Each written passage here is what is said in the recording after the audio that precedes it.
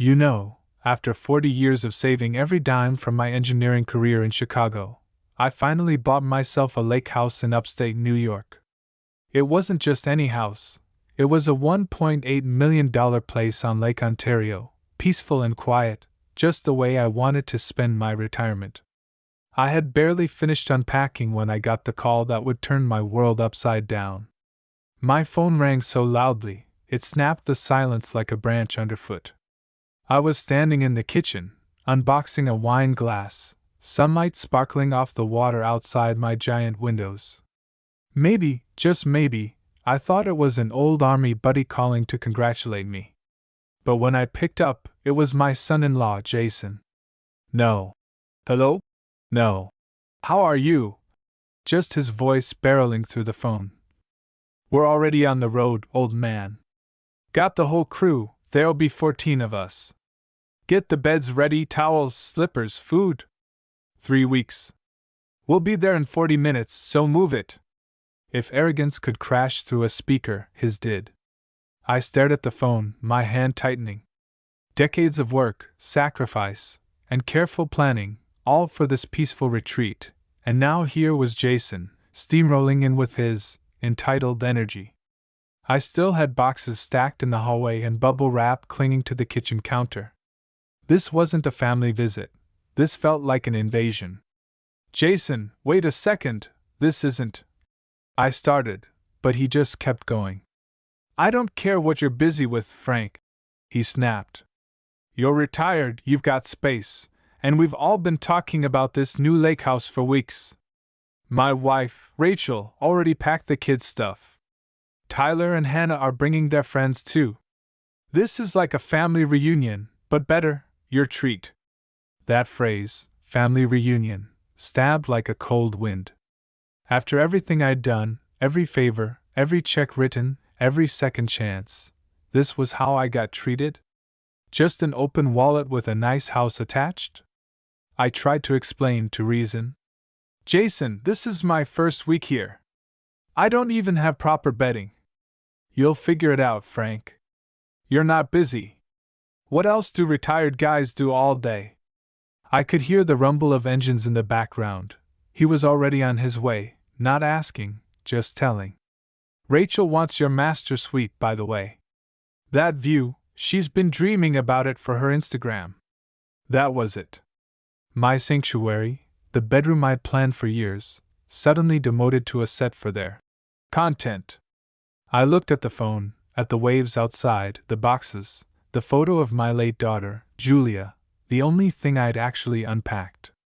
Julia had always tried to be the bridge in the family, but after cancer took her 3 years ago, Jason's calls just turned colder and more demanding. I couldn't help but wonder what Julia would say now, hearing her husband treat me like a concierge. But I was no pushover, not anymore. I'd bailed him out when his tech startup failed. I'd paid for his grad school, co-signed their first mortgage, helped with the down payment when his credit tanked. Every couple months, a new crisis, a new request, a new withdrawal from my future. Even during Julia's illness, Jason somehow made everything about his own stress. And now?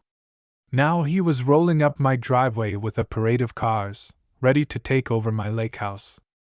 I moved to the living room, passing bare walls, unpacked art, half-assembled bookshelves. Julia's picture smiled at me from the mantel. Be patient, Dad, I could almost hear her say. But patience had its limits. 40 minutes felt like nothing. Dust clouds rose on the gravel road as SUVs and pickups snaked toward the house. My hand shook on the phone. 4 cars, maybe 5, filled with people I barely knew. They poured in like they owned the place. Jason leading the charge, sunglasses on, barking orders. Rachel already filming her tour for her followers. Look at this, guys. Our family's private resort. I barely had time to open my mouth before strangers began claiming rooms, dumping bags, blasting music on the speakers I hadn't even figured out how to use yet. My master bedroom? It's perfect for content, Rachel squealed, while Jason ordered me to move my things. I tried to stand my ground. The master is off limits, I said, my voice steadier than I felt. Jason just laughed. Frank, don't be stubborn. Rachel wants that room, and we drove all this way. You can sleep anywhere. His hand clamped on my shoulder, not friendly, just heavy. Don't ruin the reunion.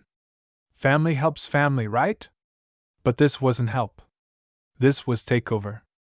I looked around my house, my dream, as strangers rearranged my furniture, splashed in the pool, cracked beers, left sandy footprints on the hardwood.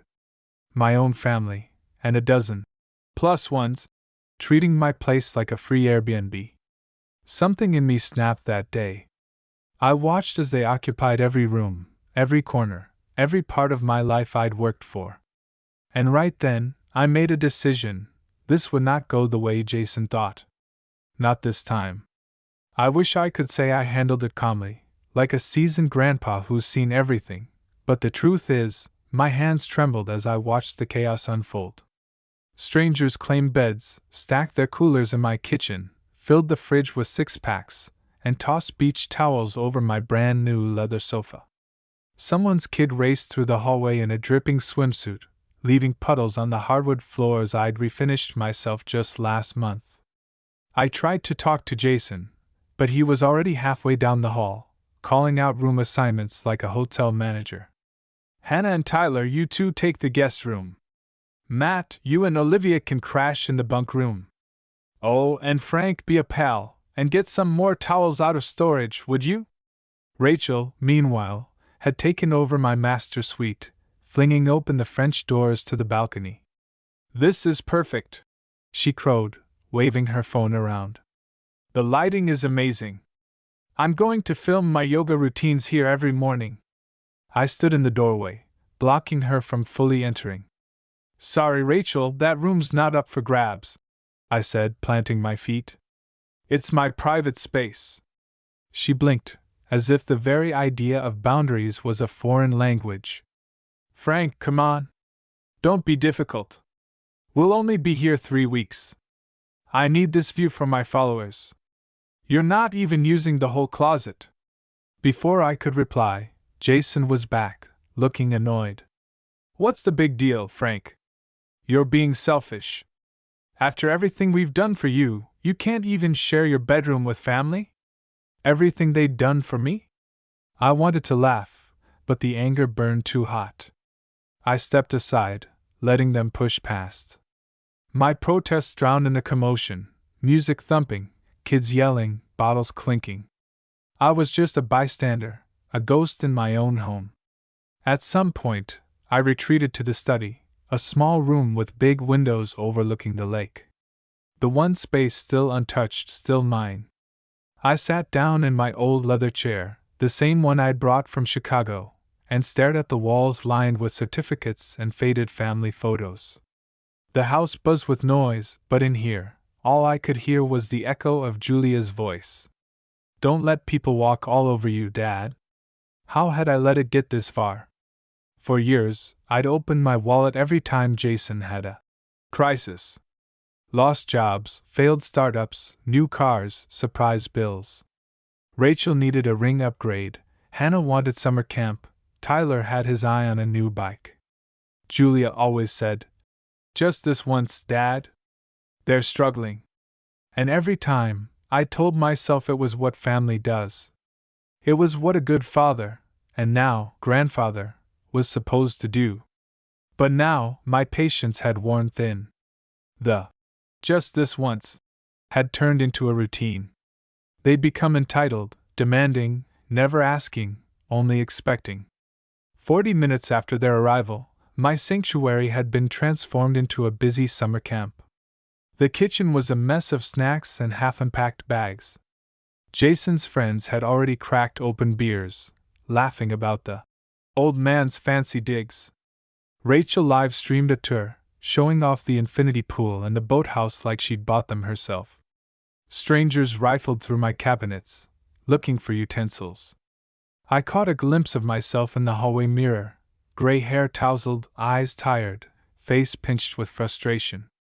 This wasn't the retirement I'd pictured. This wasn't the quiet lake life I'd worked for all those years. I tried to keep calm. I tried to remember Julia's patience. But as Jason and Rachel strutted through the halls, claiming every luxury as their right, I realized something. If I didn't stand up for myself now, I never would. This was my house. My peace. My legacy. When evening came, the house was louder than ever. Pizza boxes stacked on the counter, laughter echoing from the deck, the sound of Rachel's voice broadcasting to her followers. "You won't believe this lake house, guys! Best vacation ever! Thanks, Grandpa Frank!" I gritted my teeth at that title. Grandpa Frank, good for a summer trip, good for a handout, good for a story. I slipped outside onto the patio, letting the cool lake breeze calm my nerves. The sun dipped low on the horizon, painting the water in gold and orange. In the distance, the lights of the small lakeside town blinked on, one by one. Inside, the chaos raged. But out here, I started to plan. I wasn't going to let them treat me like this. Not anymore. Tomorrow, I would remind Jason and the others whose name was really on the deed. And I'd do it my way, a way they'd never see coming. That night I barely slept. Laughter and music drifted through the house long past midnight. The walls, once filled with peace, now thumped with bass and the shrieks of people I'd never even met. I tried reading, then television, but nothing could drown out the sense that I was a stranger in my own sanctuary. When I finally did doze off, it was almost dawn. I woke up to the sound of footsteps overhead, someone running in my hallway, a suitcase rolling across hardwood. It wasn't the home I'd built with careful plans and long hours. It was a frat house, an Airbnb gone wrong. The morning sun painted the kitchen in gold, but all I saw was mess. Empty bottles, half-eaten pizza, puddles by the fridge. Jason and Tyler were already at the counter, brewing coffee and arguing over who'd take the jet skis out first. Rachel was in my bedroom again, setting up her camera for another video. "Frank! We're out of eggs, got any more?" Tyler shouted across the room, as if I were the butler. I swallowed my pride and kept my tone level. "If you want breakfast, there's a store 10 minutes up the road. You can all pick up what you need." Jason shot me a look over his coffee mug. "We thought you'd stocked up, man. This is a vacation, shouldn't have to run errands. Relax. Enjoy your guests." That was his idea of generosity. My blood pressure ticked upward, but I forced a smile. "My idea of a vacation is peace and quiet." He just laughed. "You'll get used to it, Frank. It's what family's for, sharing the good stuff." As the day wore on, my patience thinned. More people arrived, friends of Rachel's from her yoga group, a couple of Jason's old college buddies. Soon the head count was close to 20. Every time a new car pulled up, my heart sank a little lower. There were now strangers swimming in my lake, grilling burgers on my patio, asking if they could borrow my fishing gear. By mid-afternoon, the tension boiled over. I found a kid, maybe 10 years old, rifling through my office drawers, looking for batteries. "Who let you in here?" I asked, keeping my voice gentle. He shrugged. "Aunt Rachel said we could go anywhere." I bit my tongue and sent him out. Then I saw Rachel's Instagram feed, streaming live from my master bathroom. She was doing a "get ready with me" video, hair up in a towel, showing off the marble counters I'd picked out myself, never asking for permission, never even considering that maybe, just maybe, that room was private. It wasn't anger anymore, it was resolve. I'd spent my whole life making things easy for others. Now it was time to stand up for myself. That evening, I gathered everyone in the living room. Jason lounged on my couch, feet up, holding court like a king. Rachel barely glanced up from her phone. The rest of the crew trickled in, plates in hand, beers half drunk. I stood in front of the TV, remote in hand. For a moment, nobody looked up. I cleared my throat and turned off the screen. Silence, finally. I need to say something, I began, keeping my voice calm but firm. This is my house. I invited you in because you're family, and because I wanted to share what I've worked for. But this, I gestured to the mess, the noise, the chaos, isn't what I planned. Jason rolled his eyes. Frank, we're just having fun. Don't be so uptight. But I didn't back down. Fun's one thing. Disrespect is another. My bedroom, my study, my things, they're off limits. If you want to stay, you'll follow my rules. Otherwise, you're free to leave. A shocked hush fell over the room.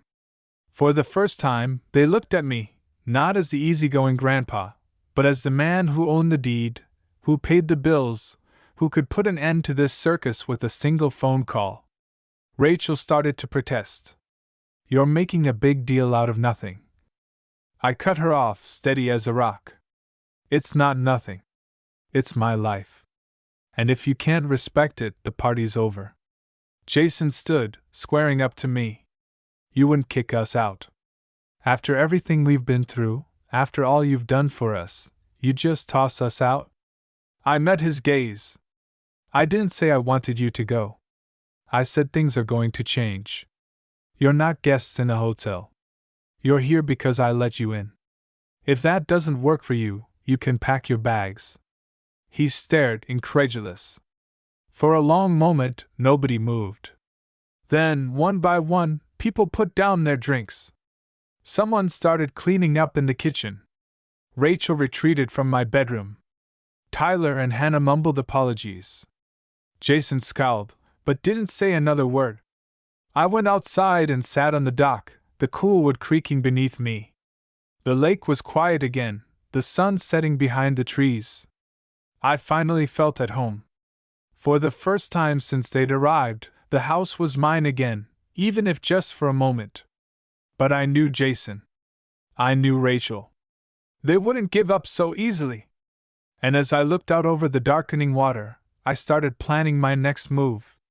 The morning after my ultimatum, the mood had shifted in the house. No more loud music. No more parade of strangers claiming rooms and territory.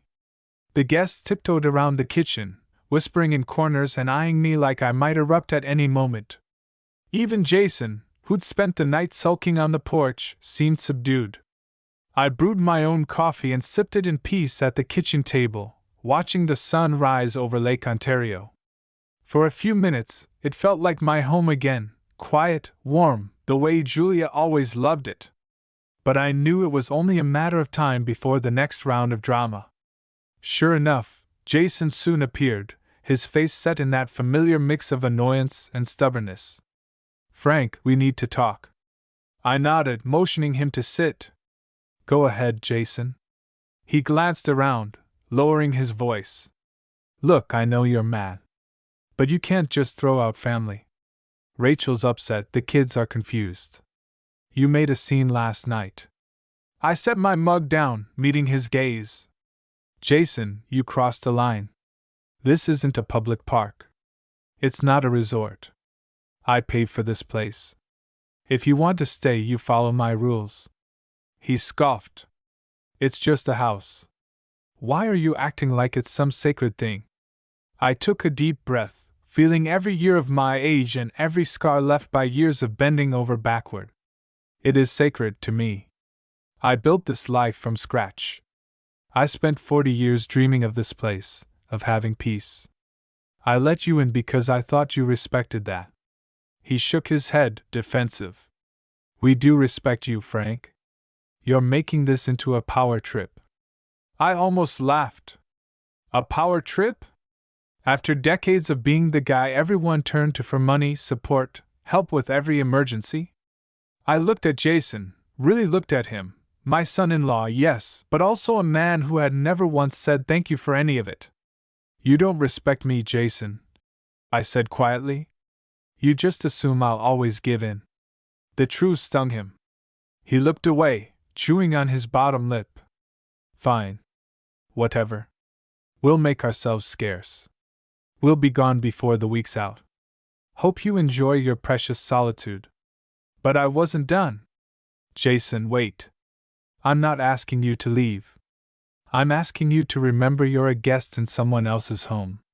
If you can do that, you're welcome here. If not, you know where the road is. He left without another word. For the next few days, the atmosphere improved somewhat. The extra guests drifted off, one carload at a time, making up excuses about work or other plans. Rachel stopped filming in my bedroom. The remaining family, subdued and polite, finally started treating the house, and me, with a little respect. Tyler helped mow the lawn. Hannah offered to help with dinner. Rachel, though clearly still annoyed, kept her yoga live streams to the deck, at least asking permission first. Jason kept his distance. At night, I sat on the dock, feet dangling over the water, and thought about Julia. About all the years I'd tried to be everything for everyone. How easily that had become the expectation, not the exception. One evening, Rachel joined me, wrapped in a blanket. She was quieter than usual, more reflective. "Frank, do you ever get tired of being the one everyone depends on?" I studied her, seeing the exhaustion in her eyes. "All the time," I admitted. "But it's not about being needed. It's about being respected. That's what's missing." She nodded, wiping her eyes. "I think I forgot that somewhere along the way. Jason and I, we wanted so badly to make life easier, to have good memories for the kids. We didn't realize how much we were asking of you." For the first time, her words sounded genuine. Not rehearsed, not performative. I offered a tired smile. "It's not too late to change, Rachel." That night, the house was peaceful. No music, no chaos, just the sound of the lake and the distant laughter of the kids. For the first time, I didn't feel alone. I felt understood. But Jason wasn't done. I heard him on the phone late, whispering in angry tones. Something about fairness and what's owed. Old habits die hard. The next morning, I woke to find Jason gone. His car was missing. Rachel looked worried but didn't explain. Tyler and Hannah shrugged. It wasn't until after lunch that he returned, storming into the kitchen with a sheaf of papers and a determined look. "Frank, you want respect? Here's your chance to prove you're not just holding this house over our heads. Let's make it official. Give me the paperwork, I'll start paying rent. Or better yet, sign the house over to the family trust, and we'll all share it. Fair and square." I stared at him, stunned. "You think that's fair, Jason? After everything?" He didn't blink. "You keep talking about family, but you're hoarding it all for yourself." The old Frank might have argued, reasoned, even compromised. But I just shook my head, finally certain. "This house stays in my name. End of discussion. You don't like it, you're free to leave now. No more debates." And just like that, the real battle lines were drawn. If I thought Jason would finally back down, I was wrong. He spent the next day sulking, slamming doors, whispering into his phone. Rachel and the kids kept their distance, the tension so thick you could slice it with a butter knife. I retreated to my study, organizing paperwork, trying to remind myself of the peace I'd worked so hard to earn. But Jason's words echoed in my mind. "Sign the house over to the family. Be fair." Fair. As if decades of sacrifice and giving counted for nothing. As if my home was just another asset to be split up, not the dream I'd built from scratch. By Friday, Jason had changed tactics.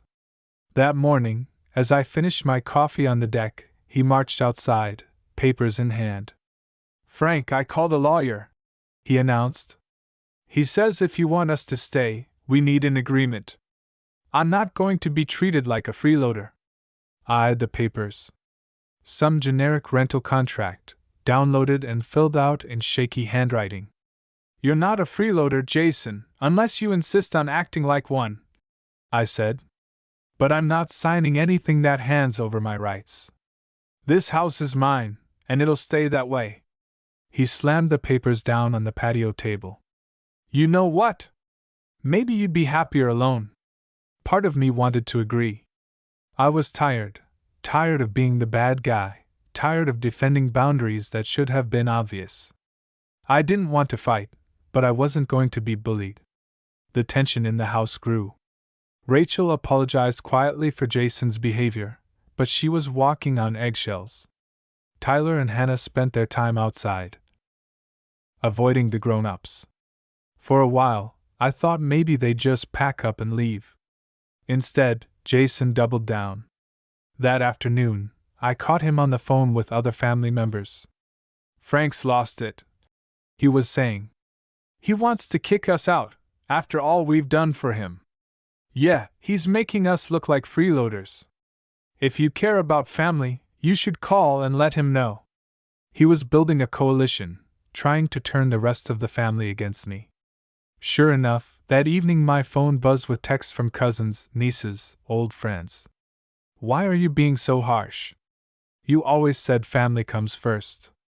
Are you really kicking them out?" I answered a few, calmly explaining the situation.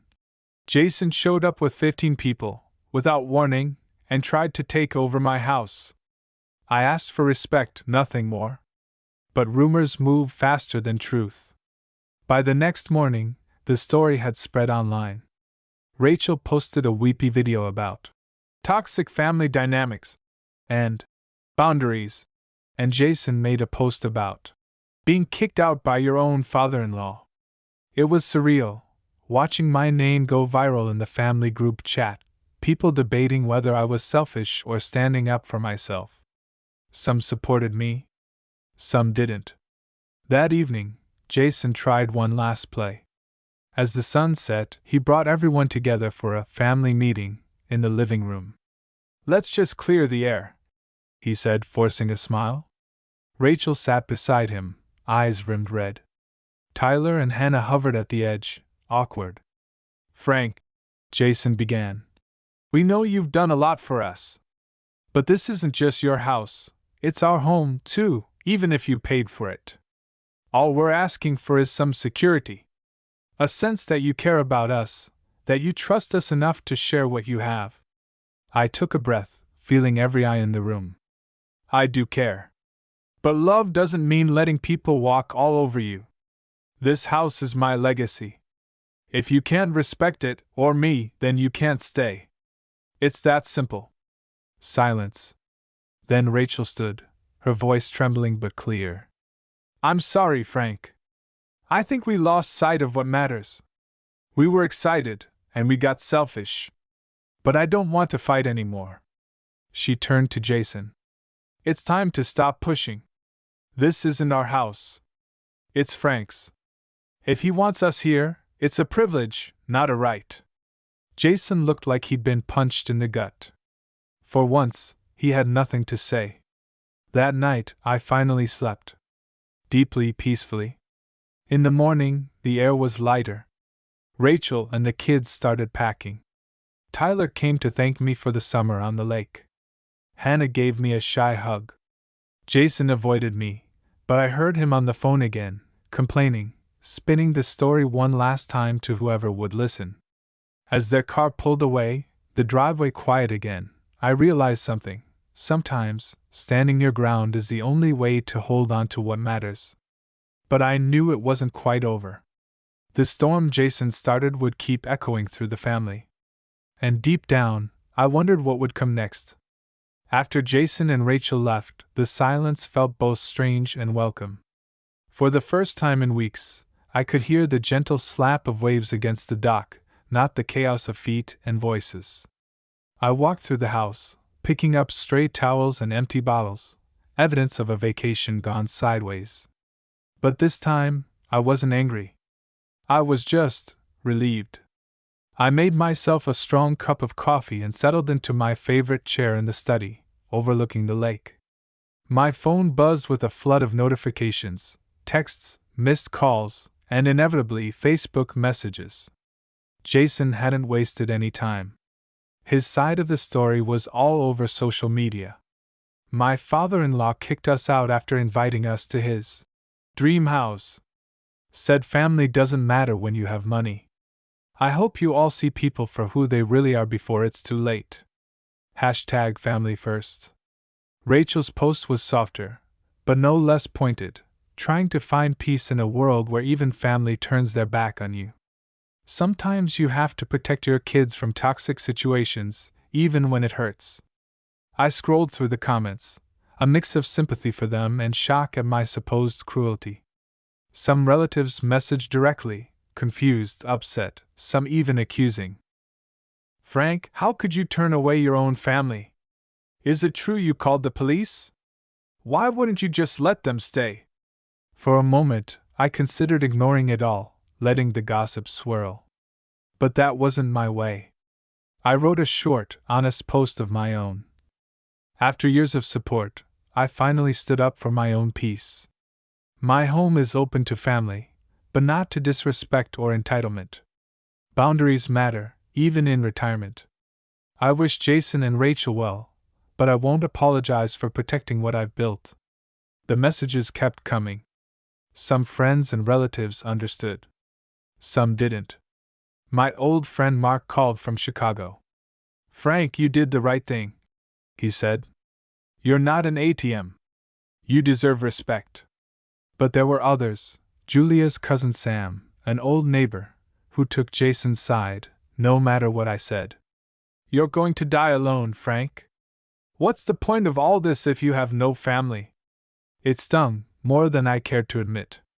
For days, the gossip simmered. Even at the local store, I felt eyes on me, whispers in the aisle. It was a small lakeside town, news traveled fast, and the story kept growing, details mutating each time it was repeated. I was either a selfish miser or a tragic old man defending his last piece of happiness.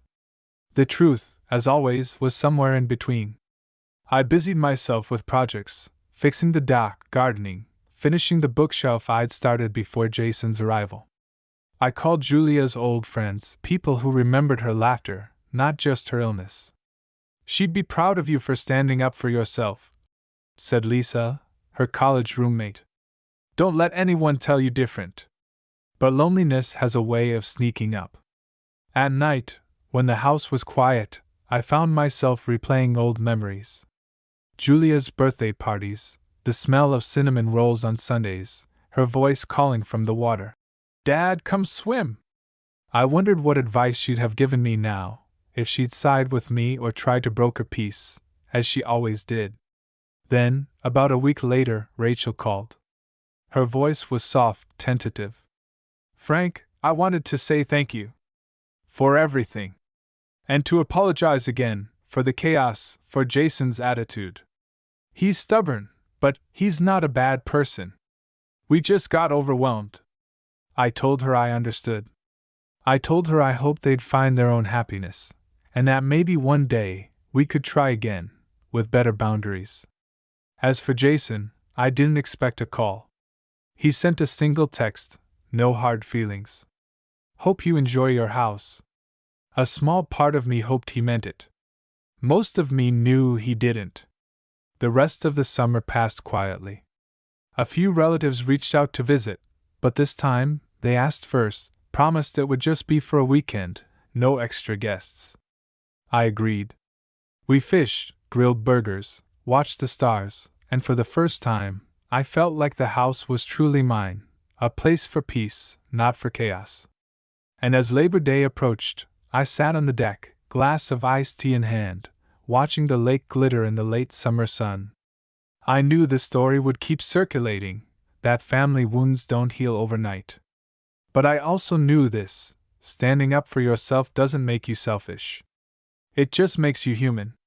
There was one more thing I needed to do. The next morning, I called my lawyer and updated my will. The house would stay in my name, just as it should. But I left a note for Julia's kids years from now: this place is for those who love and respect it. And for those who know the value of kindness, not just what they can take. As the sun set, painting the lake in gold, I felt something I hadn't felt in a long time: pride and peace. Fall arrived quietly at the lake. The air turned crisp, the trees caught fire with red and gold. Mornings brought a chill that hinted at the coming winter. For the first time in months, my house felt peaceful. The drama faded into memory, replaced by the rhythm of my own quiet routines. One Saturday morning, as I raked leaves in the yard, a car pulled up, unexpected, but familiar. It was my niece, Maggie, with her two little boys tumbling out of the back seat. She waved shyly. "Uncle Frank, we were passing through and thought maybe, if you're not busy, could we visit for a bit?" I smiled and opened my arms. "Always, Maggie. As long as you ask, my door's open." We spent the day fishing off the dock, roasting marshmallows, telling stories by the fire pit. The boys listened, wide-eyed, to tales of their mom's childhood summers, of Julia and me, of how this house came to be. For the first time, I felt what I'd hoped for all along, not just family in the house, but family that respected and cherished what we shared. That night, after Maggie tucked her kids in, she sat on the porch with me. "Uncle Frank, everyone's talking about what happened with Jason and Rachel. But honestly, you did the right thing. Nobody should feel like a guest in their own home. Mom used to say, if you don't set boundaries, people will build fences on your land and claim it's theirs." We laughed, and I realized I hadn't laughed that easily in a long time. Days turned into weeks. Life settled.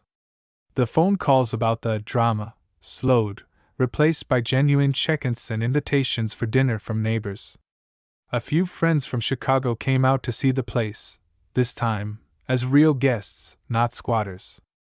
We played cards, shared old jokes, and when they left, they hugged me and said, "Thank you for having us, Frank." Simple words, but ones I'd stopped expecting to hear. I even got a letter from Rachel, months later, a real letter, on paper, in careful handwriting. "Frank, I want you to know I'm sorry. I understand now what we did wrong. We took advantage, and I let social media and pride cloud what was important. Jason's still working things out. Maybe someday we'll visit again, if you'll have us, and do it the right way. I hope you're well. Thank you for everything you did for us, even when we didn't deserve it. Love, Rachel." Reading it, I felt a small knot in my chest loosen. Not forgiveness, maybe, but understanding. I wrote back simply, "You're always welcome, as long as you remember whose house it is, and whose dream you're walking into. I wish you both peace and happiness. Frank." Winter came early that year. Snow blanketed the dock, and I spent evenings by the fire, thinking back over a lifetime of giving, of loving, of learning when to say, enough. For decades, I'd been afraid that setting boundaries would mean losing family. Now I realized it was the opposite. Boundaries were the only way to have a family worth keeping. The lake house stayed quiet that winter, but not lonely. On Christmas Eve, Maggie and her boys returned, bringing homemade cookies and laughter. We watched the snow fall together, the boys sprawled in front of the fireplace, and for the first time, I realized I'd made it through to the other side. Not without scars, but stronger. I left the guest room made up, just in case. And I made sure to keep Julia's picture by my bedside, a reminder of love, of patience, of what matters most. And if you asked me what lesson I'd want my grandkids, or any family, to remember, I'd say this. Generosity is a gift, not an obligation. A home is a place to share, not to surrender. And sometimes, the greatest act of love is learning when to say no. The lake, quiet beneath the winter stars, shimmered with promise. Tomorrow, spring would come. And this time, I was ready for whatever, and whoever, came next.